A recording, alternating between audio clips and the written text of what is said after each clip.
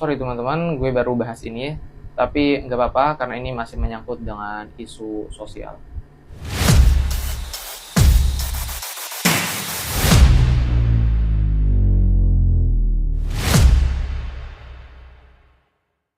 Teman-teman, sejak kapan orang yang melakukan pekerjaannya itu disebut sebagai pahlawan? Seperti siapa? Seperti kemarin, Pak Presiden menetapkan Pak Harto sebagai pahlawan. Cuma karena apa? Karena memimpin serangan, terlibat pertempuran, menghentikan pemberontakan. Itu semua emang udah tugasnya dia sebagai aparatur negara. Sebelum jadi presiden, dia itu aparatur negara. Dan itu tugas sebagai aparatur negara. Jadi ya, sejak kapan orang yang melakukan sesuai dengan tugasnya itu disebut sebagai pahlawan? Dia menciptakan stabilitas ekonomi, kemudian program Repelita gitu.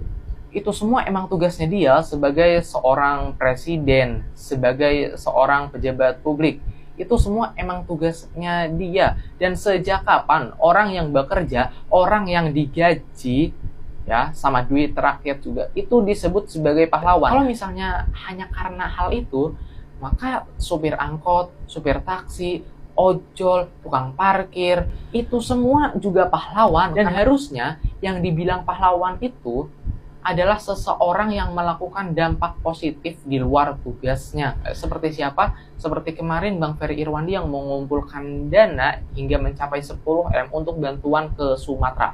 Seperti siapa? Seperti Pandawara Group yang menjaga lingkungan. Seperti siapa? Seperti Bang Jerome Owen yang reboisasi hutan.